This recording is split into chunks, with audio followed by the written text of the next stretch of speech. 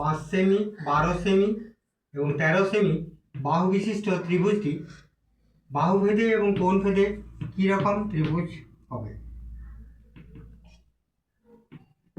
বাহুভেদে ত্রিভুজটি বিষমবাহু ত্রিভুজ হবে। বাহুভেদে ত্রিভুজটি হবে বিষমবাহু ত্রিভুজ, কারণ এর প্রতিটি বাহুর দৈর্ঘ্য আলাদা। কোণভেদে ত্রিভুজটি হবে সমকোণী, কারণ পিথাগোরাসের উপপাদ্য থেকে আমরা জানি লম্ব স্কয়ার প্লাস ভূমি স্কয়ার সমান অতিভুজ স্কয়ার। এখানে 5টাকে যদি লম্ব ধরা হয়, 12টাকে যদি ভূমি ধরা হয়, অতিভুজটা সবসময় বড় হবে। অতিভুজটা 13 সেন্টিমিটার,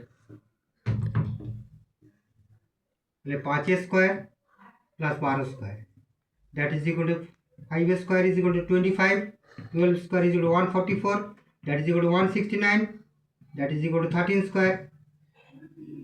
লম্ব স্কয়ার প্লাস ভূমি স্কয়ার সমান অতিভুজ স্কয়ার।